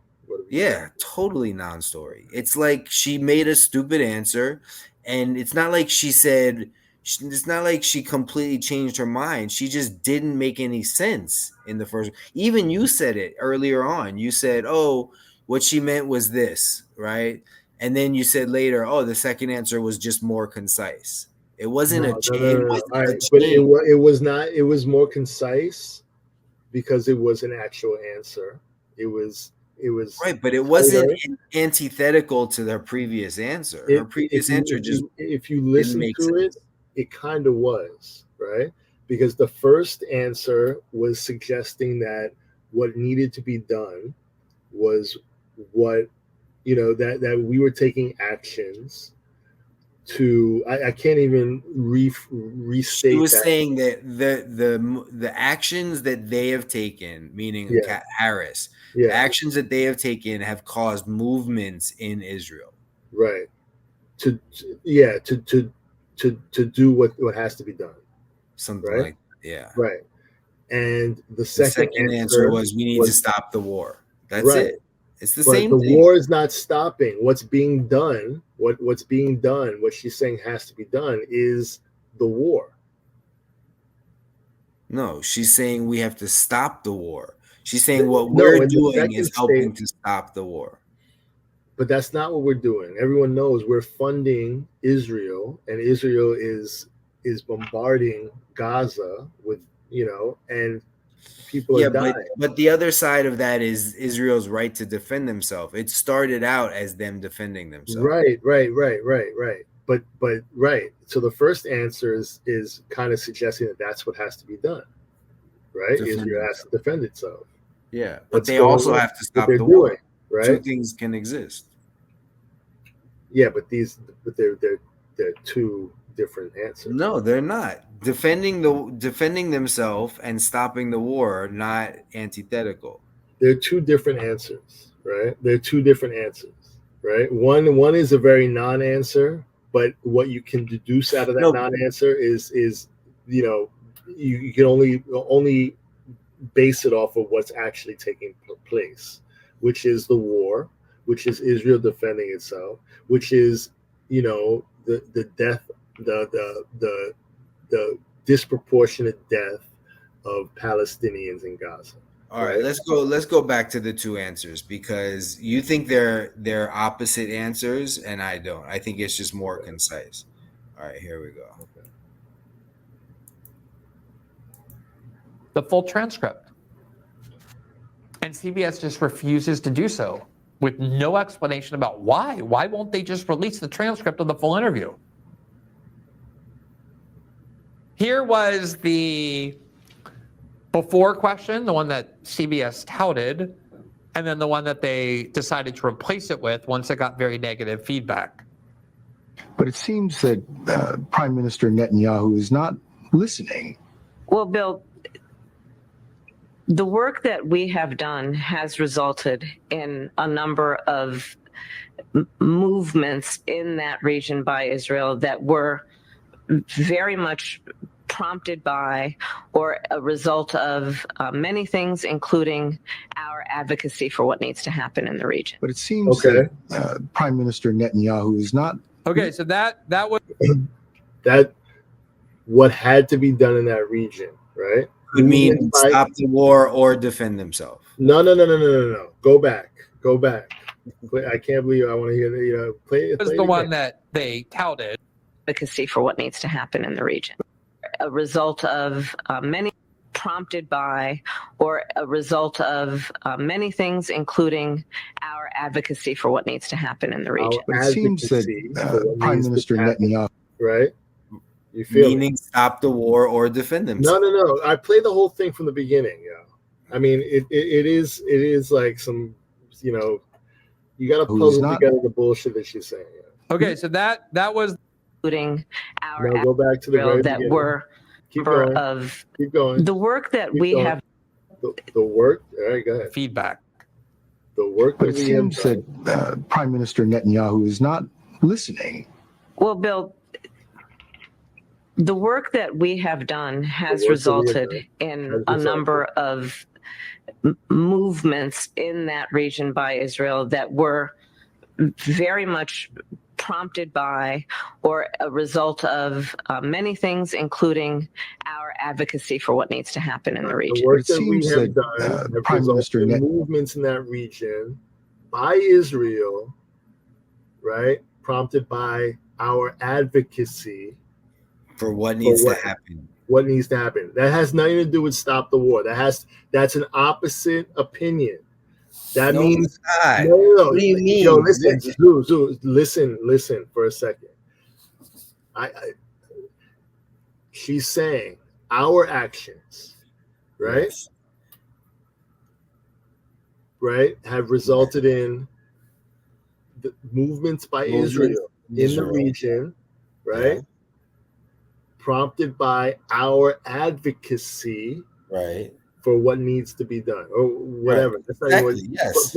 But what has Israel done? Israel has waged a war, right? Justified or not, that's a whole different discussion, right? But they are bombing Gaza, right?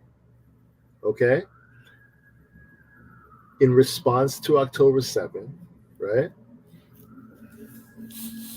And she's saying our advocacy what needs to be done, right? So she's saying that we advocate for the actions of Israel in that region, right? No, that's what she's saying. Play it again. No, I know it by heart now. I know it. I've memorized it, and it's not. It can be interpreted in different ways. Like you could. That's why because it's so generic. I wish we had viewers so I could say, put it in the comments. No, well, maybe they will. But listen, it could be that what she could be saying is that the advocacy is to stop the war after they've defended themselves. It could be a stretch, bro. number. That's a real stretch.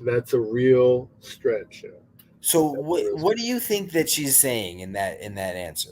Like we support Israel in their war, and they're doing what has to be done. That's what I hear her saying, right? And doing what has to be done means bombing Palestine? Yes. No, it could also mean defending themselves. Yeah, okay. Either way, defending themselves by bombing Palestine. I'm not weighing in on whether I think their actions are justified or right or moral or anything. I'm just saying that that's what she's saying. That they advocate for Israel doing what has to be done. Right. And don't you see how that could mean stopping the war? But Israel's not stopping the war. Right. Because the question is, he's not listening to you. And she's saying, yes, he's not listening to us, but we're trying to get him to stop the war. That's totally what she could be saying. I mean, the word salad leaves that a level of ambiguity. Right. But if you really suss out what she's saying, it's definitely not. No, she's deliberately not saying the war has to be stopped. Right. And then that was right. I don't know if it's deliberate.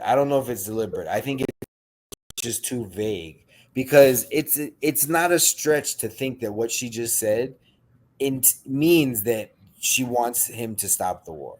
It's not a stretch. Just picture yourself. All right. No, I can live with that. Let's just go back. You were at 6:18. Go back to where we left off. He was giving his closing comments, and going on to,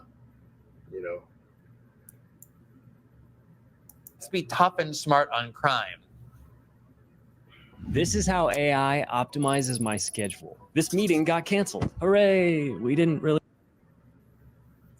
So I think that, and this happened in the Fox interview as well with Bret Baier, but I think we've shown you enough to make the point that so often the Democrats run people who just are machine politicians.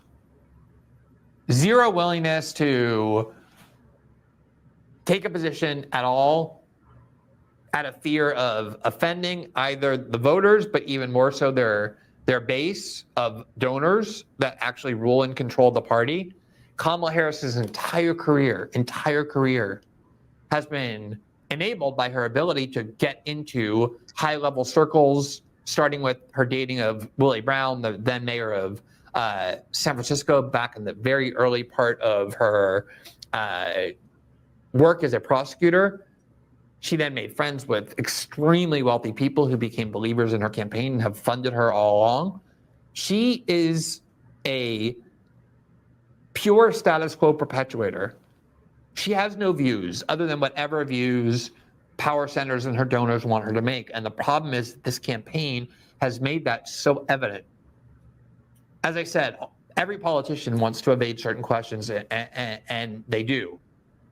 But most politicians have the minimal skills necessary to pretend they're answering a question while not answering it. She has no political skills. It almost seems like at times she wants to make very clear, I know what you're asking me, but I'm not going to answer. And this has been going on interview after interview after interview after interview.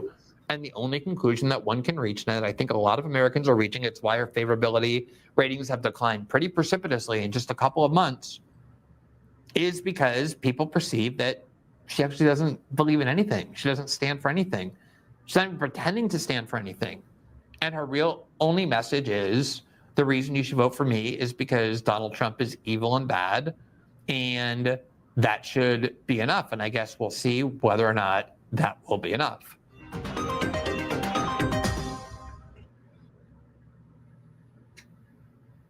Yeah, I don't disagree with that conclusion. I do think she's a bad politician. I do think that she's resting on the laurels of him being a bad person in order to boost her acceptance. And I agree with you that she is probably, more representing the establishment than he is. But I think it goes back to Trump, like you were saying, that Trump's run was positive, meaning that he didn't start any wars, the economy was good, blah blah blah, and that might not even be because of him. You know what I mean? Like, right, just what sticks in people's heads. You know what I mean? Right. But I think that it is identity politics. I think most people in US don't really know enough about these major issues to have a knowledgeable stance. Definitely not Israel. Israel's got a complex history with Palestine and in the region. It's even you and I, especially you and I, but lots and lots. I would say 95% of people who have an opinion on Israel and Palestine, it's not an intellectual. It's not based on historical facts and deep analysis. It's about believing one side or going with the majority, like whatever. I mean, a lot of people I think it comes down to your personality and and the images that you see. Like some people are more of like, I do agree with that, and I think to have all the knowledge about Israel Palestine, which is why I'm not weighing in on it like that. I'm just saying that her stance is kind of wishy-washy and in the middle. She's not I totally agree with that.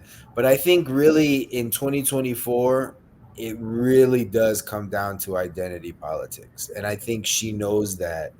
And I think Trump knows that as well. I mean, that's why he's constantly trying to put her down as well. Like, it's not just her trying to put him down. He spends a lot of his time trying to say negative things about her as well. I mean, it's not one-sided.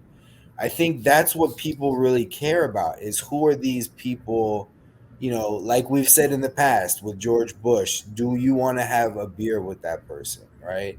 100%.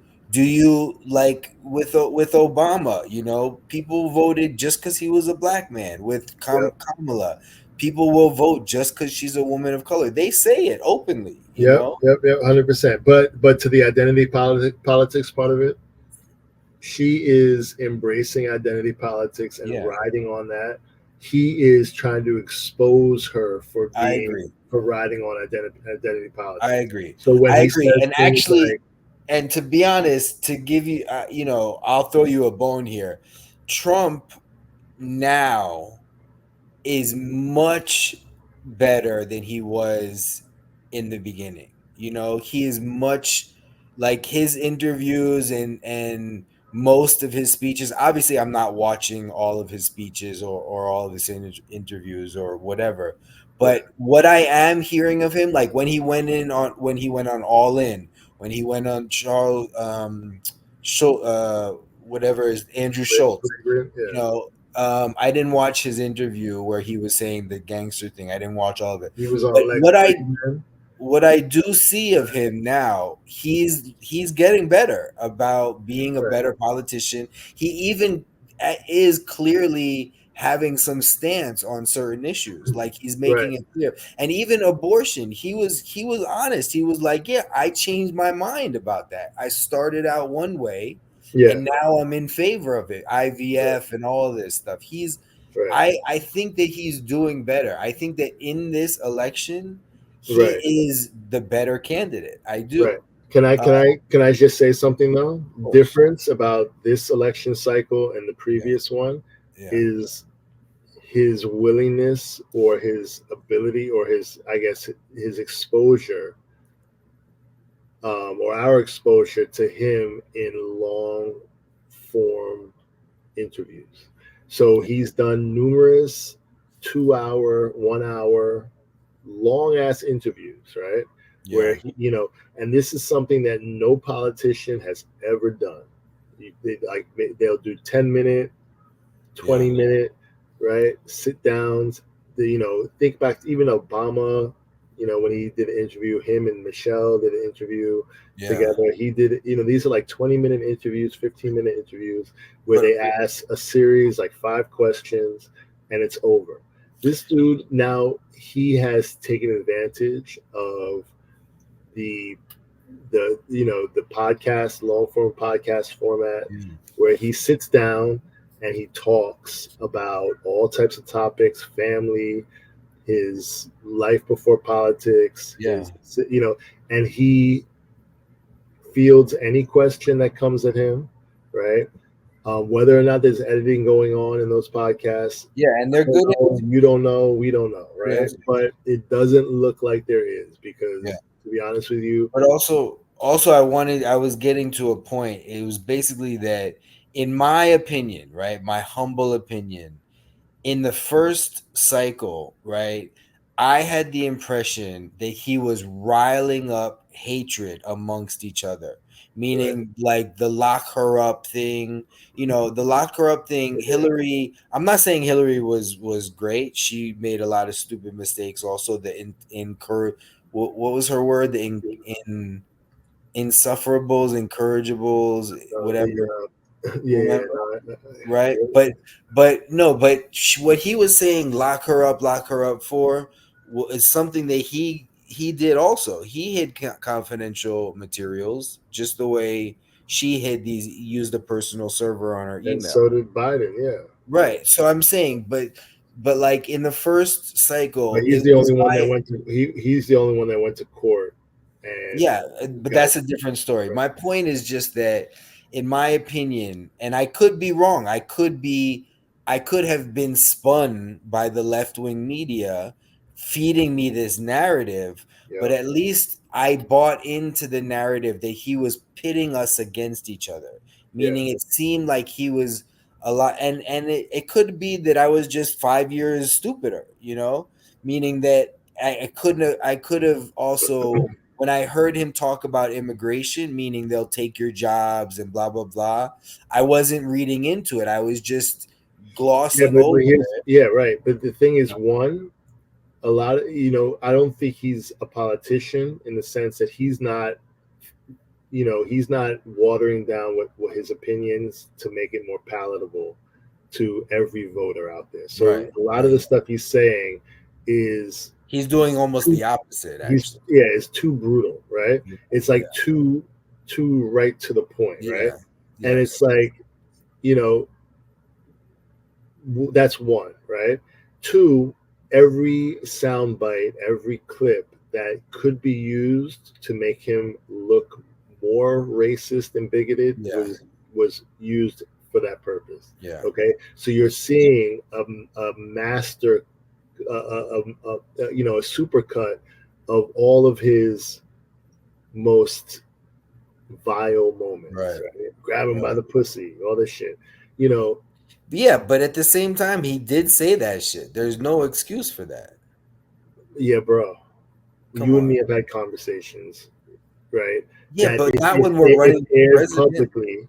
Yeah. But that was a live mic in a private conversation, right? Yeah. Between two guys. Okay? But it shows his personality, and that's the point. Yeah, bro. But all you, me, and all of our people have that same personality, like where it's like, I don't know, man. I don't know. Yo, all right. Right, you don't want to admit to it, right? But it's just like we've had conversations like that where it's like we talk about personal shit and like sexual encounters and all this shit, and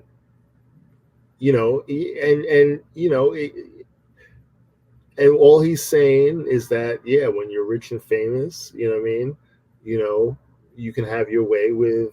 He's just saying the truth. That's what it is. It's true. You know what I mean? You can't deny it. You know what I mean? If either of us were way richer or way more famous or famous at all, our prospects with the opposite sex would be different, right? And that's just true, right? It's just true, right? So it's like, God damn it, like so you're using the truth against the dude, right? If immigrants are going to come into our country and they're going to drain our resources and they're going to make it harder to find a job, or make the jobs that you can find. If you have a high school diploma and you're trying to find work, it's going to be harder to find a job when you have immigrants who can do the same job for a fraction of the pay, right? Yeah. So they're going to take our jobs, right? Yeah, you can take that. Oh, you're racist, right? It's like saying, like, if someone comes and says Black Lives Matter, right? And you're like, yeah, Black Lives Matter. It's just like all lives matter. Oh my God, you said all lives matter. You're a racist. That's the thing, is that the reason why all lives matter is racist is because all lives, it's like What? Why? black Why? people weren't Tell getting me. killed. White people weren't getting killed to the level that black people were by police. But that's not what that phrase is intending to mean. You're making it racist, but you're just saying a simple fact. Yeah, I don't like racism. I don't like hatred. I don't like, the loss of life, regardless of what color skin you are, right? Or whether you're a human or you're an animal or you're whatever. All lives mean something. But right? you and I both know that at that time, and even now, black people are getting unproportionately killed by police. Don't you agree with that? Yes, but I'll go further to say that the reason why black people have been in recent history disproportionately killed by police is because black people have more encounters with police, because so there's more opportunity, right? But how many black people, for that whole Black Lives Movement, right? Now this is going off into a whole other topic, but and these are some very unpopular things I'm about to say. Yeah. But for that whole movement, right, to be so crushing on society at that moment, to be so all-encompassing and be the focal point of every news network at that time, and to get so much traction. How many black people are killed in a year, right, by police? How many do you think? I don't know. Is it, what would you say? Like last year, how many black people were killed by police? Are you trying to look it up? Answer. No, not now. Don't look it up. Just answer. How much do you think? Just wager a guess. How many black people in a given year are killed by police nationwide? Venture a guess. Would you say it's 100, 1,000? No, just based on on the response that you see, the riots in the streets, the emergence of a whole movement, a nationwide movement during an election year, mind you, right? Right? So there's a little fuckery going on, but how many black people are getting killed nationwide by police to warrant this enormous movement and this polarization of people and this politicization of this issue? How many black people are dying in a given year to warrant all of this? How many? I already looked it up. Black Lives Matter posters and flags on their businesses, on their front lawns, in their windows, in their classrooms, all over the place. This whole fucking movement. How many black people in a year get killed by police? All right, I looked it up. I can't guess because I already looked it up. So is it more or less than you would have thought? It's much more than I would have thought. How many? 10,000 fatal police shootings from 2013 to 2022. That's okay. All right. Of those, 50% were white, 27% black, and the rest being other racial groups. But the difference is that black Americans, 1 in 4 unarmed victims of police shootings were black. So black people are 2.5 times more likely than white people to be killed by police when they're unarmed. Right. Okay. Still, it doesn't matter. The stats don't matter. It's like saying all lives matter at that time was clearly an attack against black people. It could be if you're saying it deliberately as an attack. I mean, it happened as a result of Black Lives logically Matter. Think to yourself, yeah, Yeah, Of course all Black lives Lives matter. Of Matter. course they matter. But when you say them when black people are look, it happened Black Lives Matter happened as a result of George Floyd, basically. Right? Right. So saying all lives matter at that time is is taking away from what's happening. Like, okay, yes, all lives matter, and I'm sure black people all right, will agree with that too. George Saying Floyd, it at that time right? is not But bro, George context. Floyd was an individual instance, right? Where a police No, it was not individual, my guy. Come on. it At was that one time, guy on one day. Hear me out. Hold on. All right. no, it was the end. It was the cherry on top of many years of unarmed Can I black just people tell getting killed. you? Look, if George Floyd took place at a different time during a different administration, it would have gotten a single day coverage. The fact that it blew up was because it got politicized and it got used for political, to reach a political end, right? That's the difference. Because yes, there are a lot of police. That's not true. Come on. Look at Rodney King. It was the same thing. Rodney King was the same example where it was people who have had enough. They were like, no, this is the end. I'm not going to stand for this anymore. Right. It was also politicized, right? But listen, Yeah, but you can't help things being politicized. Zia. That's not right? like it's not what people do it for. They're not looting so that it can be politicized. Bro. The reality of it is, right, is that there are like uncomfortable truths behind all this shit, right? Yes, there's a disproportionate number of black men that are unarmed. No, that are coming into contact with police, period, right? Okay. Yes, there's a disproportionate number of black men who are engaging in criminal activities, right?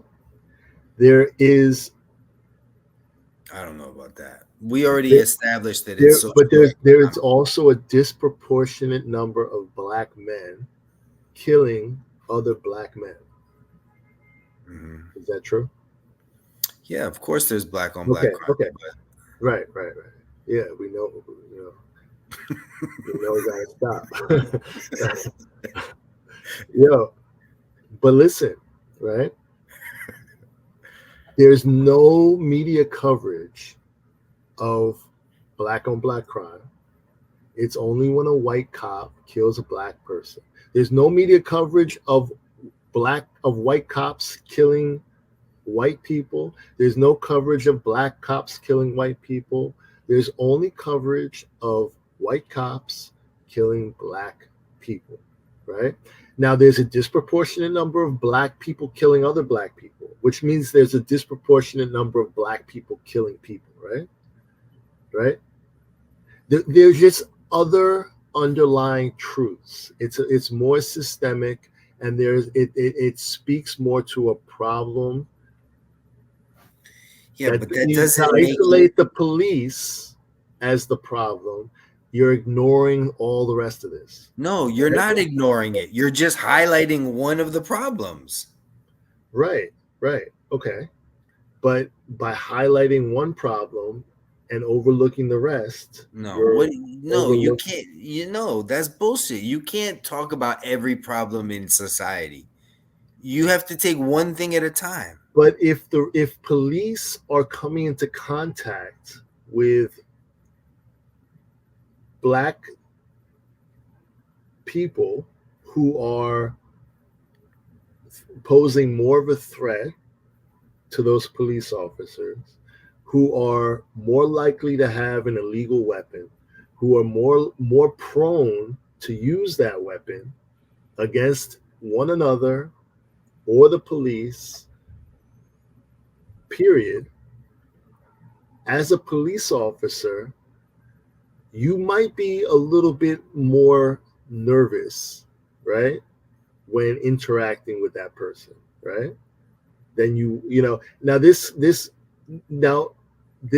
now I don't want to overlook the racist cops out there who don't give a fuck about taking the life of a black person, or give less of a fuck about taking the life of a black person than a white person, or might profile a black person differently than a white person. But it's like certain stereotypes are based in truth, right? Certain biases are based in truth. Now the bias, it doesn't excuse it or make it right, but you see, if you see a lion, right, walking down the street, you're probably going to turn around and walk the other way, right? Because lions can hurt you, right? If it's just, you see patterns taking place. If you patrol a certain neighborhood and you see a certain pattern of behavior, and you're responding to all these shootings, all these murders going on in a given community, when you encounter people from that community, especially, military aged men between the age of like 16 and 30, you are going to be way more on edge if you the night before went and responded to a murder where two people that's some racist shit, yo. For What? real. That's some racist shit. For real. That's It's racist. It's not racist. I mean, maybe it is. Maybe and you're proving my point, actually. No, maybe it is, but it's also just reality. I don't care who you are. I don't care. That's why black cops act, the same way as white cops, right? You know what I mean? You can have a negative interaction with a black cop just like a white cop, and black cops kill black men too. You know what I mean? The reality of it is that the only time when it's sensationalized and picked up by the news cycle is when it's a white cop on a black, and there's more nuance to all this than we get with this this narrative. It's again manipulating a narrative, and there is racism, right? It might be racist because you have people who are not from that community who don't have a real understanding of how the culture works and what these people are living through, right?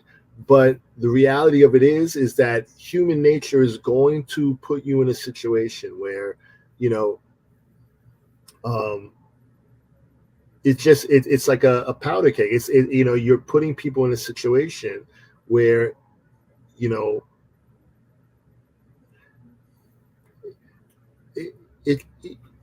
if you're policing a community like that, where the homicide rate is very high, there are illegal guns all over the place. That the chances that group of kids over there, that one of them has a weapon or multiple of them have a weapon, that if you encounter then this doesn't go to George Floyd, because George Floyd was a legitimate fucked up scenario, right, where a cop But see, that's my point, though. That's my point. George Floyd was the end of a long run of fucked up scenarios, right? So whether they're black or white or not, of course, as you said, there's always the end of shit.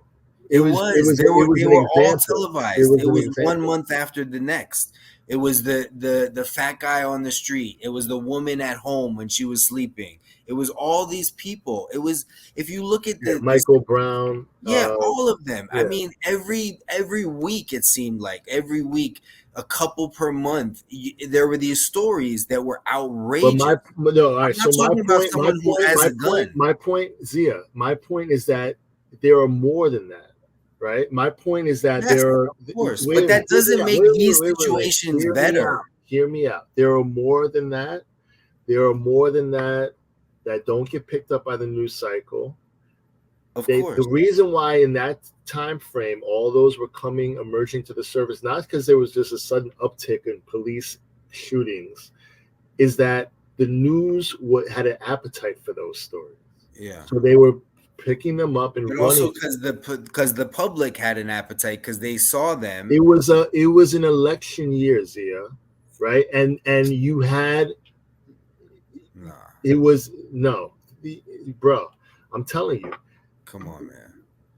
Yes, these things happen on the regular. They happen in all different types of scenarios. But if you filter out for all the cases where white cops are shooting black people, right? And you just pull those up, they could probably pull up a case, from last week, right? Easily, right? But they're not, because they don't have the appetite for it at the moment, right? We've been desensitized. Yeah, that's fine. At that moment, it was getting ratings. It was fueling people's political, activity. It was creating fine. a moment, But you're right? talking about media. I'm not talking about media. I'm just talking about the fact that this was a problem that at the time we started this with All Lives Matter. It's always been a problem, right? Right. It didn't make it go away, right? The reason why it went away, right, from our eyes, right, is because it's no longer a political